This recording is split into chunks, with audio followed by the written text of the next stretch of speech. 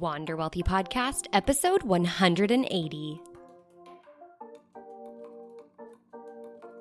Hello, my friends. Welcome back to another episode of the Wander Wealthy Podcast. If you are new here, my name is Tess Wicks. I am the founder of Wander Wealthy, the host of this show, and business coach for all of the new, aspiring, and current money coaches out there in the world. I used to be a money coach. I still am a money coach. I still have money coaching clients, but I am so passionate about bringing more money coaches to this world, and I can't wait for you to be one of them if you are not one yet. Or I can't wait for you to explode your coaching business through listening to this show. So that's what this show is all about, is helping you build your booked out coaching business, helping you create a life-changing program, helping you show up in the right places and say the right things for your ideal clients, and helping you sell, which is the main topic of today's episode. Before I dive into today's episode, I have two things I want to share. I just want to share. One, I am in my bedroom and I am holding my microphone, and I hope it is not weird, because usually my microphone is on a stand and I try not to touch it too much and not make too much noise, but we will see how this goes. This is how you work in or during a pandemic when you are not alone in your house and other people have to have meetings while you record a podcast episode. The other thing I wanted to share is the sponsor of this week's episode, the sponsor of every episode of this podcast, which is my program, The Wealthy Coach Blueprint. The Wealthy Coach Blueprint is something that I built because it's what I wished I would have had when I got started in my coaching business.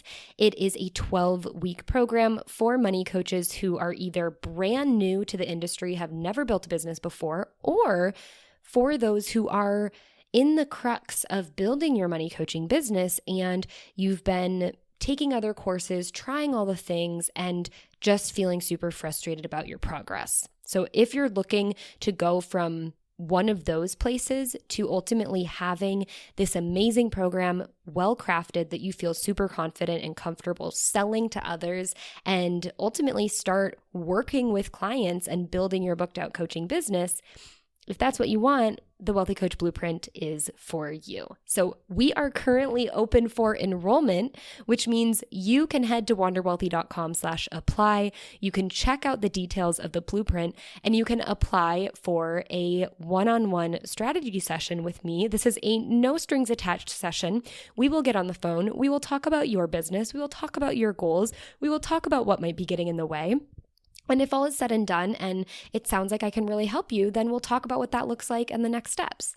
And if not, then we will have a really great time getting to know each other. And I just can't put a price on that. So head to wanderwealthy.com/apply to check out all the deets, and let's jump on a phone call. Let's chat it out.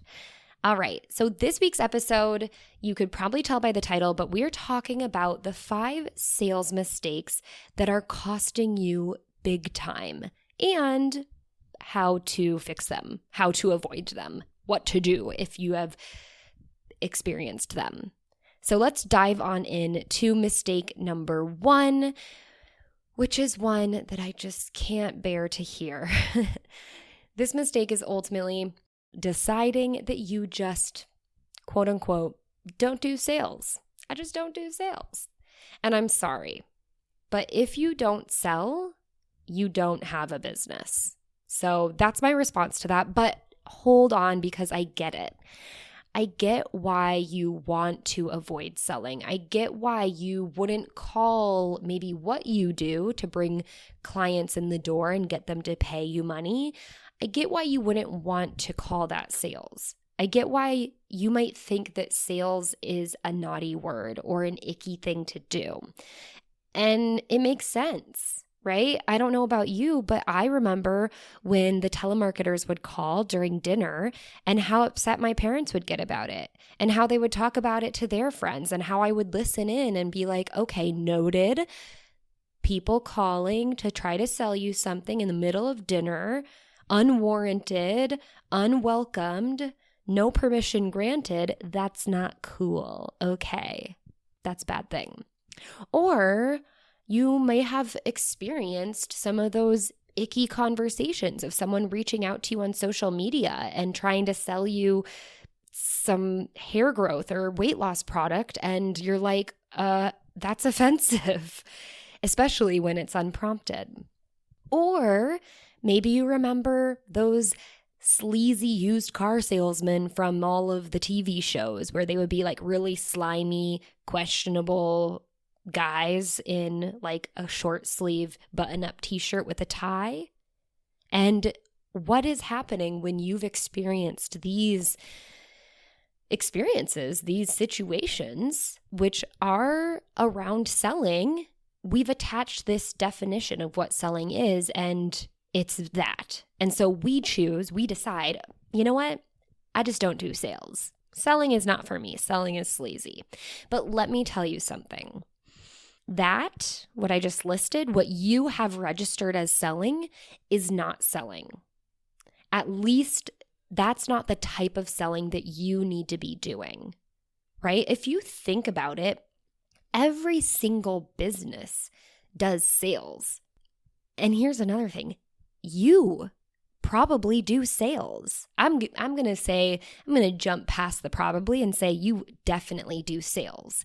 When is the last time you bought something you loved, someone else complimented you on it, and then you're like, oh yeah, I got it at Target, or oh my gosh, these are the best, they're so worth the splurge. Or you just told all of your followers or your friends and family where you got this new thing and how much you love this new thing and how amazing it is, right? That's selling. You're just selling someone else's product and not getting paid for it. So when you sell your money coaching services, what I want you to think about, what you are actually doing is you are providing your potential clients with a once-in-a-lifetime experience to get their lives changed. I'm going to say it again. You are providing your potential clients a once-in-a-lifetime experience to get their lives changed, for them to step up to change their own damn lives. And that is almost priceless. I talked about this in the other podcast episode I did back in, what was the episode number? Let me get it for you. Episode 177. When I talked about the catch-22 of charging for your money coaching services, I talked about the value that really is in your money coaching services and how in a lot of ways, like it's not an expenditure. It is an investment, because once they make this once in a lifetime investment with you, where they work with you and really get all of the education and accountability and true transformation from the experience with you, their life has changed forever. So really changing the way you think about selling and going, I'm not selling to people who don't want or don't need what I have. I am providing an experience. I am serving just by showing up and saying, hey, I have something for you. And in order for you to get it, you have to pay some money for it. We got to do an exchange of value here, so it feels like a equal energetic exchange. And yeah, when all is said and done, that is selling. Not what you originally were programmed to think selling was, but that is selling. And all the companies, all the things that you've bought in your lifetime has been sold to you. Not all of that have you felt bad or icky about. Probably 98% of it you haven't felt bad or icky about. Maybe you've bought some things under the pressure of, oh my gosh, this is awkward. I need to get out of this situation and I'm just going to buy it to be able to walk away. I know I have. I'm one of those people who would do something like that.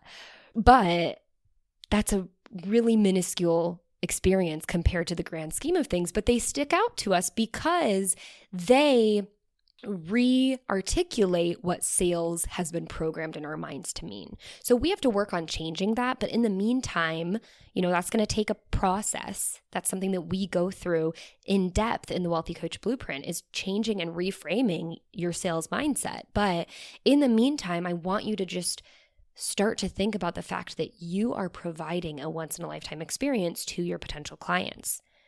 And they are probably so grateful for the fact that you showed up for them and made this offer.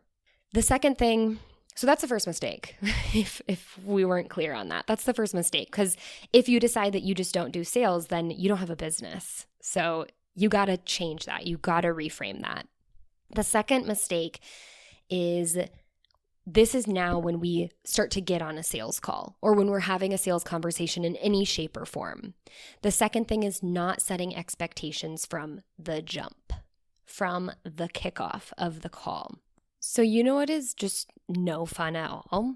I don't know if this has happened to you. I'm sure it has in some way, shape, or form. When you show up to maybe a class or maybe work and you're invested in this, you're ready for this, you're like, I'm ready to go, and you're given no guidelines, no insight into what's happening. You have no clue what to do with your hands, and you're just like, this is uncomfortable because no one has stepped up as the leader and taken the reins. So this is exactly the situation you do not want to create during your sales calls of all calls. I mean, all calls, of course, especially when you get the investment and start working with a client. But even before that, to pre-qualify them as a client, you definitely don't want to create that situation. So don't let your potential clients deal with that sort of discomfort, the sort of discomfort where they show up to the call and you don't step up and take the leadership position. What's really interesting is that people are dying to be led. They're dying to have someone step up and say, hey, I know the steps that we need to take. Take my hand and I'll bring you through them.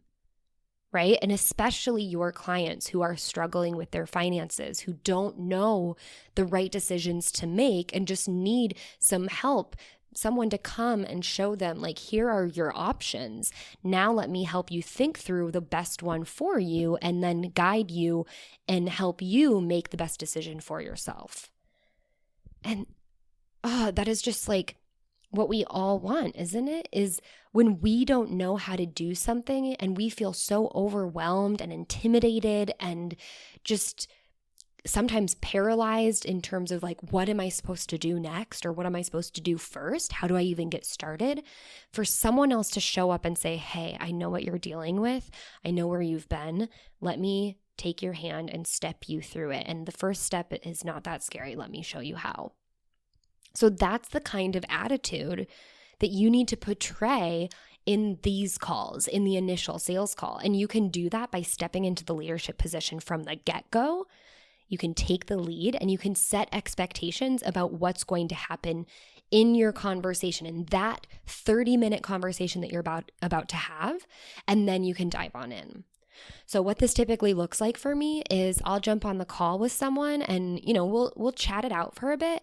And then I'll be like, all right, Sally, this is how it's going to go down. This is how I like to run these calls, because she signed up on your schedule. At the end of the day, she signed up on your schedule. She knows this is a call that's meant to be run by you. So don't let the other person take the reins and run with it, no matter how much they want to, because sometimes they might want to.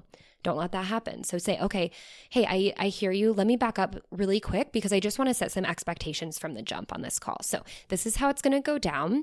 I'm going to ask you some questions to get to know you better. I want to know a little bit about your situation and the goals that you have for yourself, and maybe dig into what's getting in the way with those. And then at the end of the call, if I really feel like I can help you get from where you're at to where you want to go, we can talk about what that looks like. How does that sound? And it's always important to pass the baton back and say, does that sound good to you? This is about permission, right? If we go back to mistake number 1, when you choose that selling isn't for you, that's because in your mind, all of the sales experiences that you've downloaded into your subconscious part of your brain, which is what makes you ultimately want to run as fast as you can away from selling because it just seems so uncomfortable. It's because all of that selling is not permission-based. It is intrusive. It is like catching you off guard and generally unwelcome. But that's not what you're doing. They signed up for a call with you. And that is the first permission to have this conversation. And then you take it to the next step and you continue to seek permission, because that's what we're going for. We're looking for that consent. Okay, so set those expectations from the jump so they know exactly how this call is going to play out, when they can expect to hear more about your program, hear about the price, hear about, do you want to sign up?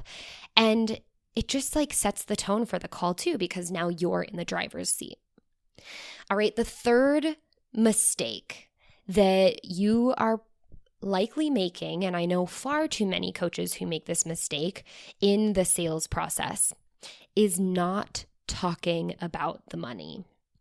And I'll be honest, I was shocked when I heard that people would do sales calls and not talk about the investment. Apparently there is someone out there in the world, or maybe it's just our own discomfort around money, that this has been created, where you have a sales call and then you talk about the program and then you send them the details of the investment after the fact. And that just blew my mind, because I was like, what? Where's the progress here? But I get it, because honestly, I am someone who loves to talk about money. This has been my job for years. So for me, I'm like, of course we're going to talk about money. But I also understand that it can be uncomfortable. And so I wanted to bring this up, because if you're not talking about money on the call, especially as a money coach, this is your chance to show your expertise and how you're going to talk about money in your coaching, right? So if you can bring this up from a place of love and compassion and being able to empathize, but also helping them to direct and guide them, this is your first opportunity to put on your coaching hat and say, hey, let me walk you through what this investment looks like. So I often forget that talking about money comes so easily to me, because I've been unabashedly talking about money for years. But it's time for you also to get comfortable with talking about money. After all, you are a money coach. So people are expecting you to talk about money. And if you're listening to this and you're not a money coach, people are still expecting you to talk about money. This is a sales call. Even if you call it a discovery call or a strategy session or a clarity call, they know that at the end of it, especially if you're going to set the expectations, then they know at the end of it, you're going to talk about your program and what those next steps look like. And obviously, it needs to include money. So start talking about money. People are expecting you to talk about money. Go ahead and state the price on the call, then have a conversation about the price. How does it make them feel? What are they thinking? This is your opportunity, again, to step into the coach's shoes and help them process this price point, right? Some of them will be like, oh, that's, not possible. And then you can go into addressing objections. Financial objections are the most popular and the, most abundant objections that you will hear in any of your coaching calls or any of your sales calls. And this is a key piece that we talk about in the Wealthy Coach Blueprint, because it is such a touchy subject for so many, and it is so important for you, especially as a money coach, to be able to handle with grace.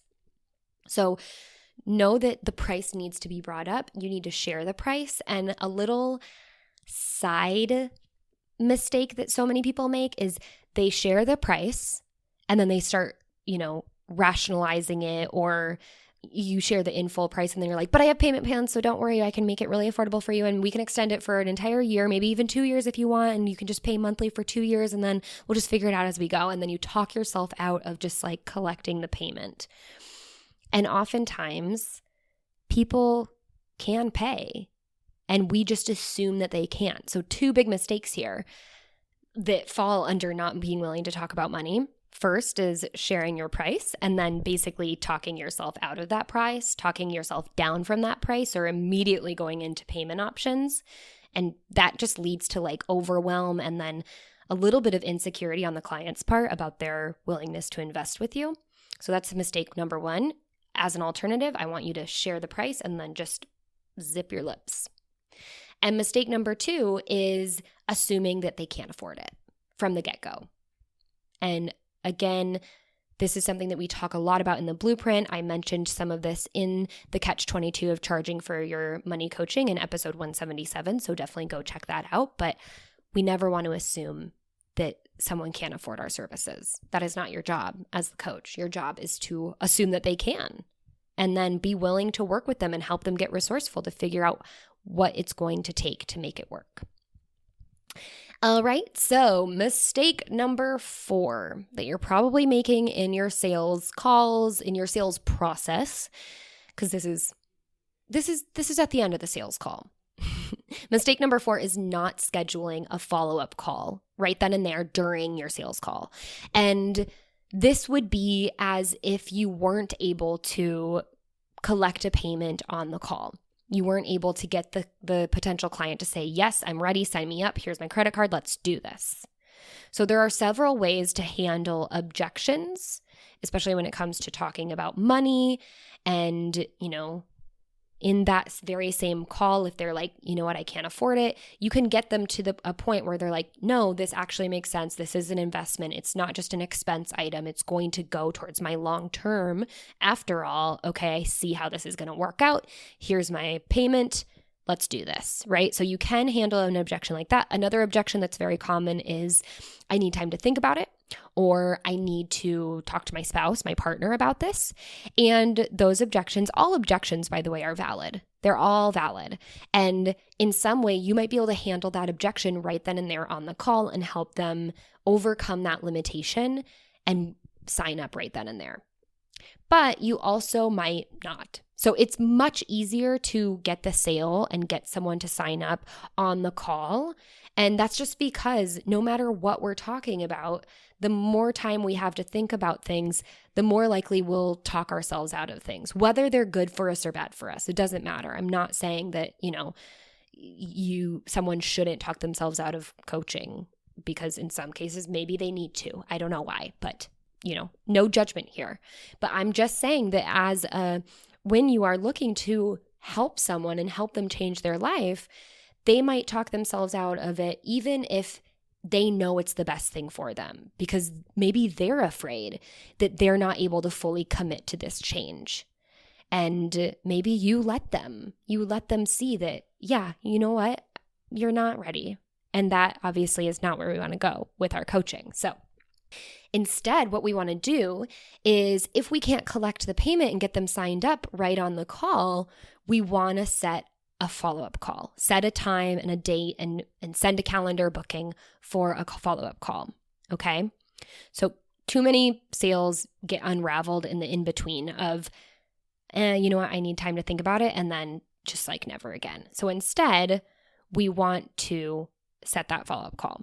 As long as you schedule a time for you to jump back on the phone and talk through it and work with it, you will know that you've done the best you could in your sales process.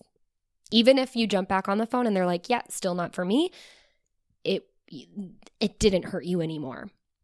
So far too often, and believe me, I've been there too, I know what happens at the end of the sales call when someone is like, I got to think about it, or I got to talk to my partner, or I got to move some money around and figure out if I can really afford this or not. And so they're not necessarily saying no, but they're not ready to sign up then and there. And what happens is most coaches will be like, okay, yeah, it's fine. You know what? No worries. I'll just, we'll just figure it out in a couple, whenever it's ready, whenever you're ready, you just tell me, right? And we give away our power. And so instead, what I want you to do is say, that's great. I definitely, suggest, and I love that you want to talk to your partner about making this investment. Totally see the importance in that. I would do the same thing. Here's what we should do. How about we do this? How about we set up a time in 2 days? Does the same time work for you? Yeah? Okay, let's set up a time just to jump on a call for like 10 to 15 minutes. And so then you go ahead and let them know, I'm going to send you an email. I'm going to follow up with all the details of our conversation, and I'm going to send you a calendar invite for our follow-up call in 2 days. And I recommend no more than like 2 to 3 days. If you have to go over the weekend, maybe that's okay. But obviously, the shorter the time frame, the better. So find out, how long do you need to think about this? If they're like, I just need to think about it. How long do you need to think about this? When are you really going to, put the pedal to the metal and make a decision? Okay, and then let's set up a follow-up call within that time frame. And if it's longer than 2 days, then just, make them decide. And I know that sounds, some people will misconstrue that and be like, that sounds so pushy and like salesy. And it's like, no, when we need to take action, we need to take fast, messy action. We need to take action so we can move forward. The longer we wait and we think and we think and we think and we think, the longer our pain continues. So I'm saying this because I've been there. I've been there just thinking and ruminating on like, oh, why isn't this working for me? And I know there's a solution, but it feels a little too expensive, or maybe I don't have time, or maybe I'm not ready yet. And when we make that our dialogue, it doesn't do us any good. So as the coach, you have to step in and say, hey, this is not a good dialogue. Let's make a decision within a couple days so that we can move past this. Whether it's a yes or a no, I don't care, but let's like definitely take the time to think, but know that there needs to be a deadline. So you can provide a little bit of a deadline by letting them know that you can only reserve their spot for a couple of days because you have more calls that you're going to be getting on and, potential clients, or maybe your doors or your cart closes in a couple of days. But really encouraging a decision to be made. It doesn't matter if it's a no. If it's a no, that's fine too, but just encouraging a decision to be made. So setting that follow-up call. If it's talking to the partner, great. When are you going to have a chance to talk to them? Okay, let's set a follow-up call for after that. If it's needing to look at my budget, great. What can I do to help you, get a better understanding around your budget? Can I help you? Can I support you in this? How can we get resourceful with this? How can we make sure we make it work? And how long do you need to do that? Okay, let's set a follow-up call. So it's just important to get them on the phone again because they never said no.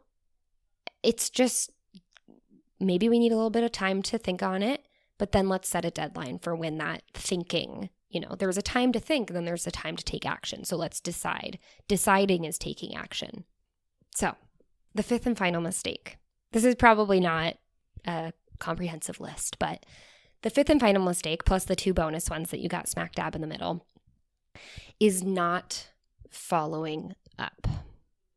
So when you have a sales call and it goes great, and then maybe you do a follow-up call and you schedule it and you talk to them and you're like, or they're like, it's just right now is not a good time.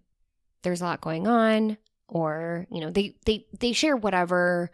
I'm going to call it an excuse, but it doesn't have to be an excuse, of course. Maybe it's a very valid reason. And there's ways to handle that so that you can, release them with the knowledge that you're still on their team and you're still, there to support them and to be a resource, and that you'll follow up with them. I'm not going anywhere, so I'm going to be checking in and just seeing how things are going. And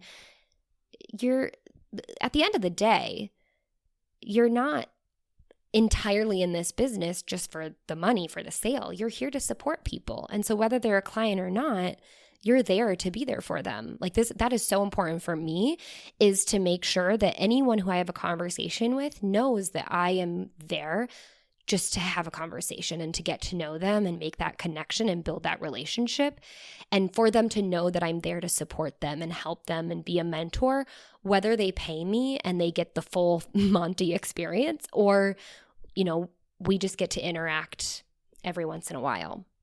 And that's so important to me, to make sure that I am exuding when I have conversations with anybody who, maybe it's you because you and I are chatting on Instagram or wherever.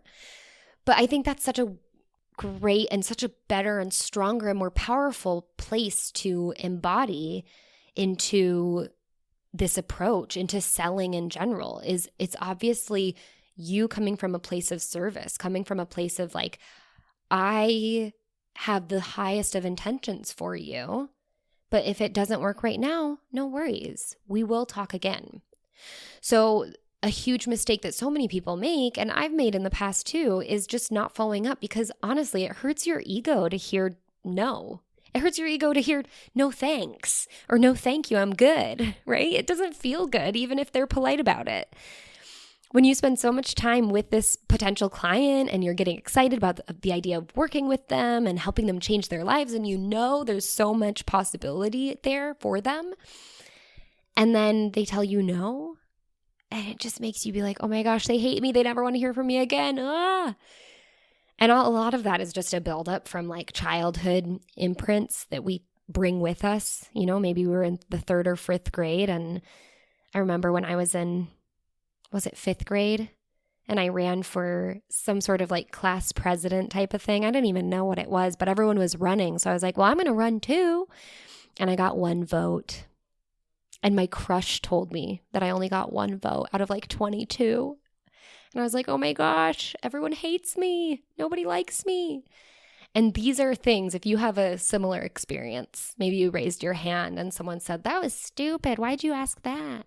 Right? These are experiences that we bring with us into our adult life and then we hold on to, and then we have a sales call and someone says, no thanks. We're just gutted. So set the ego aside, because you know that that's just your inner child acting up, being like, you're not good enough, because you are good enough. And you can, and you do, and you have the capabilities of changing someone's life here. And that's all you're trying to do right now. But it's just such a huge mistake to allow that ego to come over and take over and keep you from doing what you know is the right next thing to do, which is follow up, check in, see how they're doing.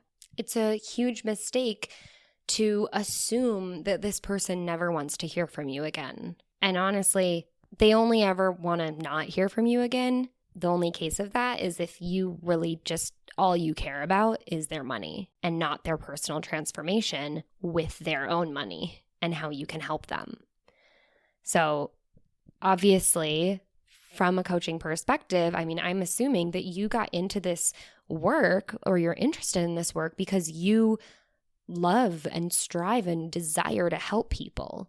And you want to help them experience what you've probably been experiencing with your own journey, with your own money. And you want to spread that and help them grow and thrive. And so it's worth it to continue to check in and continue to nurture that relationship. And they may never become a paying client, but you never know. They could refer potential clients to you, or they could give you a testimonial just because they've been following along with your content and it's free and it's changed their life. And that is strong enough to help you get more paying clients. But if you choose to be bitter or to have your ego hurt about that conversation initially, then you're going to lose that connection. You're going to lose that opportunity to make a big impact on someone's life, whether they pay you to do it or not.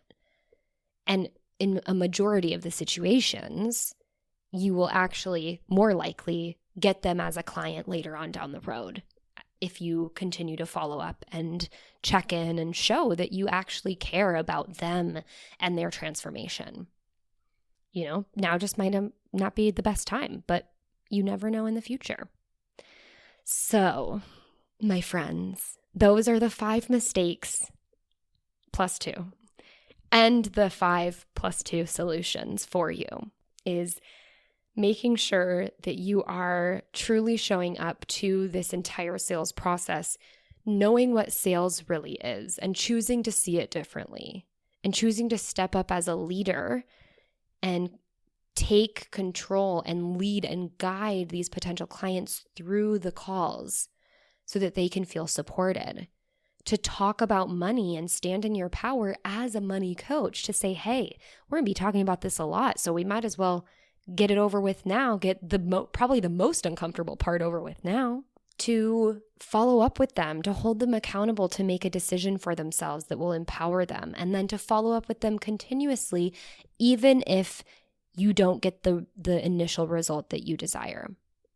So there's so much to this process and so much more that gets covered inside of the Wealthy Coach Blueprint, but I really hope that you can take what you learned today and implement it and understand it and embody it. And I know that if you do, take these into your situation and take these into your sales conversations and your sales calls and your sales follow-up process, that you will see significantly better results. And if you're ready to step up as the true leader and really create something that's going to completely change a subset of the population's entire lives, then I invite you to join us inside of the Wealthy Coach Blueprint. So we are enrolling currently. You can head to wanderwealthy.com/apply to fill out an application, tell me a little bit about yourself, and we'll actually jump on a strategy call and just have a really great discussion. And that's really what I'm here to do, is to connect with you and to see and learn and hear your story and what you're hoping to do in this world of money and where you want to take it, and see if I can help you get there. And if yes, we're going to have a wild time. And if no, then that's okay. I'm still here for you. So you have nothing to lose to just jump on a call with me. Go to wanderwealthy.com/apply, and I cannot wait to connect with you further. So that is it for episode 180. I hope you enjoyed it. And until next time, I hope you wander wealthy.